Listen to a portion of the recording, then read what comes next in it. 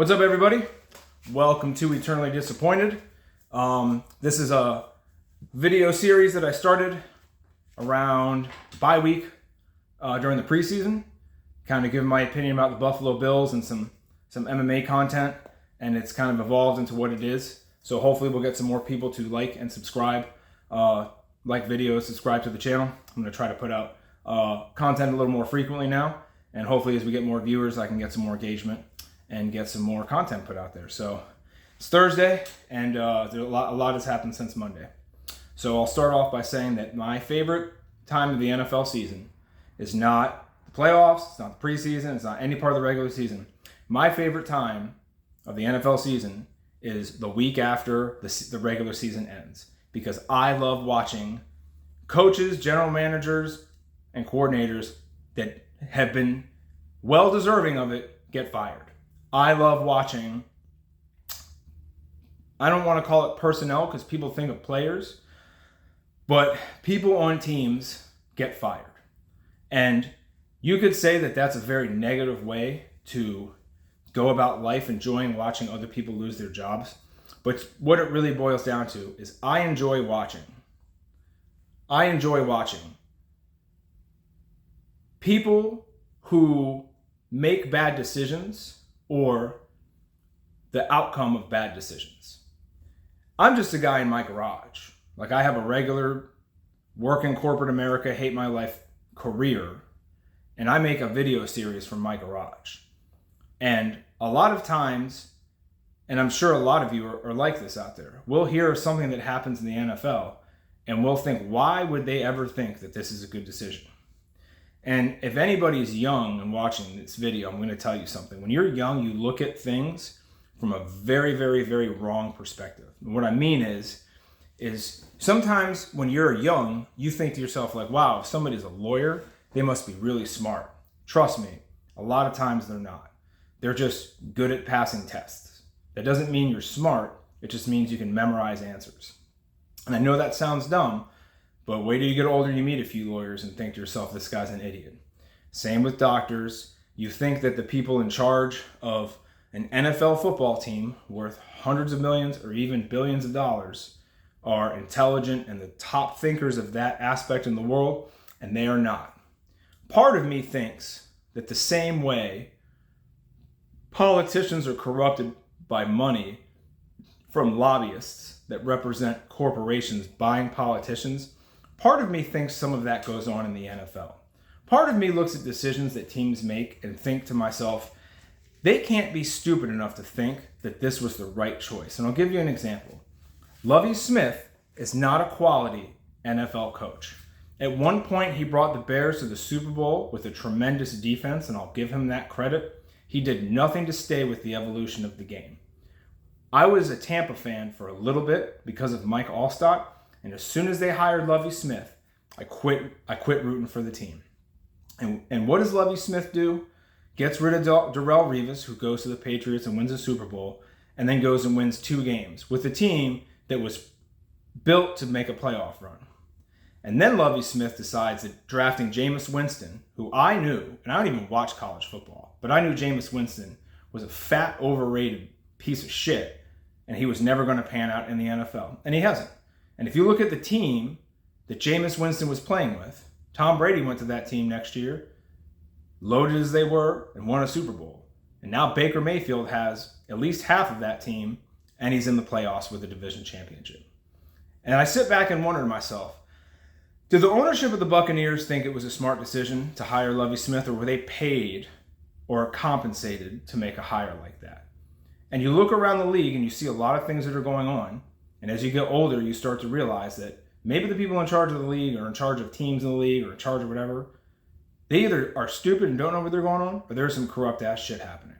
So let's take a look at some of what's happened recently. The big stories that kicked off, I don't know how it was so unexpected for all these idiots like Mike fucking Florio, a weasel who's never picked up a ball in his life, let alone played a sport, and somehow has a job commenting on fucking football.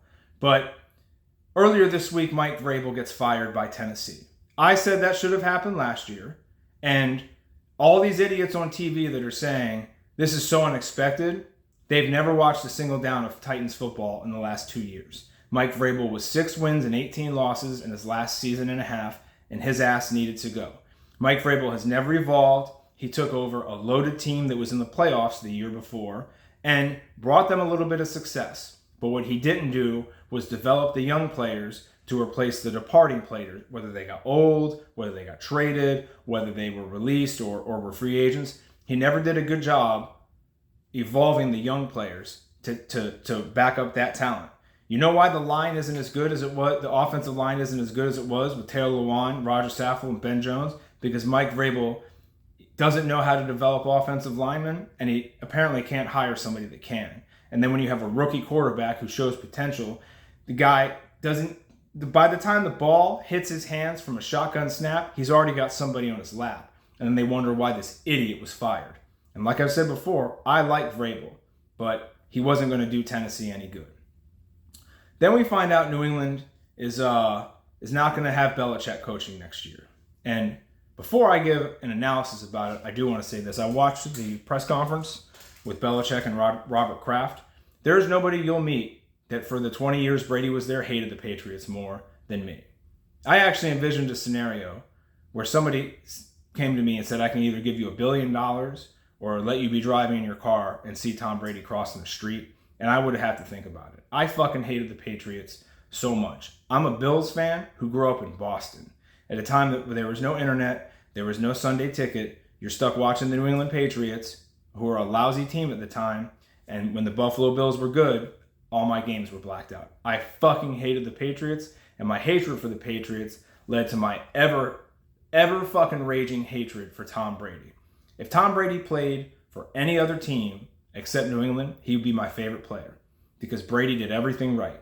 Brady dieted, Brady was disciplined. He realized that as you get older, you lose flexibility, not strength. And he went to coaches to keep his dexterity and his throwing shoulder as good as it was when he was in his 20s. And that's why he had such success. He's not Aaron Rodgers who's drinking whiskey after every game. He's not these guys in the club, partying, drinking, not treating your body right like most fat, overrated piece of shit NFL players. Tom Brady did everything right. I just hate him because he was a Patriot. All that being said, when I listened to that press conference with Belichick and Kraft, I got a little bit teary-eyed. I can't tell you why. I don't know what it was, except for maybe it's my whole adult life. Belichick's been the coach of the Patriots. My whole adult life until a couple of years ago, Brady was ruining the AFC East because they were just so dominant. And maybe it's, realizing that I'm not young anymore. Or maybe it's me realizing that it's a big change happening. And I don't know, sometimes when everything's going to end, every journey ends, every story ends. And as one story and journey ends and another one begins, there's things to be happy about. And I don't know. It's hard for me to explain. But for some reason, it made me not depressed, but just a little bit sad. Like, it's sad to think about the end of that era, even though everybody knows it's what was meant to be. Belichick just wasn't having the success that he had a few years ago, and it's time for a fresh start. And honestly, as much as I fucking couldn't stand Belichick as a Patriots fan, or as a Patriots hater, I couldn't stand him as a Patriot. If he goes to the Chargers, which is probably the best scenario for him, I actually wish him success. I really do. It's just weird. It's a weird feeling. But I wasn't surprised that it happened either. I wasn't surprised that Belichick was, and they're going to part ways. It just wasn't working out. Sometimes a fresh start is what you need, and I think both are going to be happy with what comes. Pete Carroll and the Seahawks going their separate ways. That was a big shocker. I figured if Pete Carroll wasn't going to be coaching the Seahawks, it's because he's 78 years old, I think, and he was probably going to retire. I didn't think that they would, relieve him of his duties. Now they gave him a nice firing. They said, just moving into a personnel position. He's going to be an advisor or some shit. That just means that we want somebody else to do the job. And that was surprising because even after Wilson left, it's not that he had a ton of success, but it's like he had Geno Smith and made Geno Smith look pretty good. And no coach has done that. He was, in it till the end. He was never on a team he was never coaching a team that was sitting there getting blown out multiple games in a row like the Jets or even the Patriots with Belichick the last few years. It was very surprising that happened. So there's a lot of head coaching vacancies, and there's a lot of quality coaches available. Everyone gets impatient around this time. They want to see somebody get hired. You have half the guys that are going to be interviewed are coordinators that are coordinating for a playoff game. So you can't talk to them till their season's done. It's going to be a little bit of a shit show, especially with how much there is. But I like it. There's a lot of teams that I think made bad decisions a few years ago, and they're paying for it. I think Mike Vrabel, all he had to do was fire his offensive coordinator last year and get somebody to make some improvements, and he probably would have kept his job.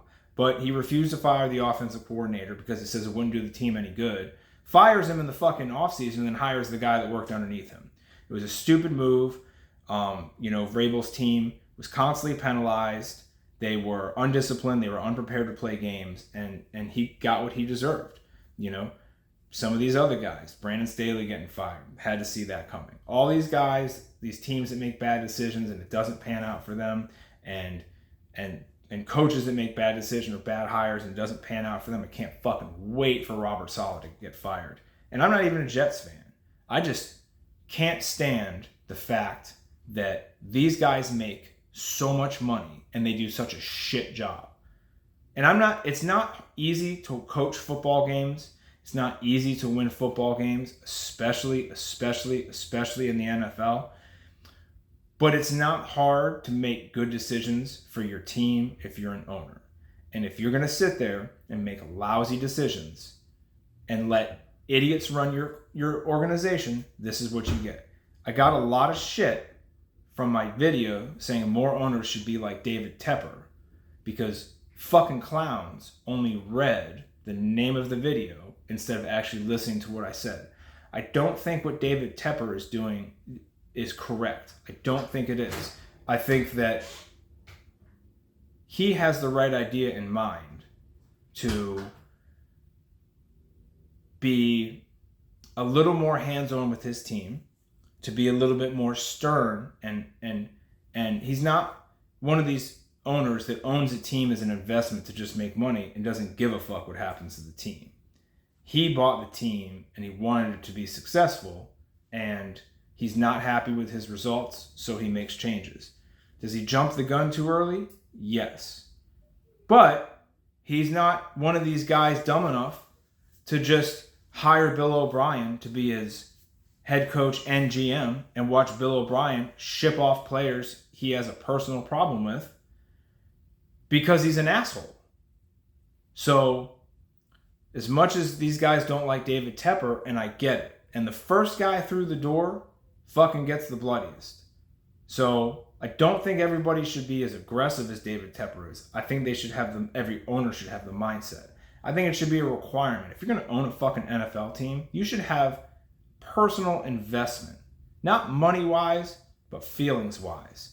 And there's too many owners that just sit back and hire somebody that they don't know, they were advised to hire because they think that they're smart and they know what's going on.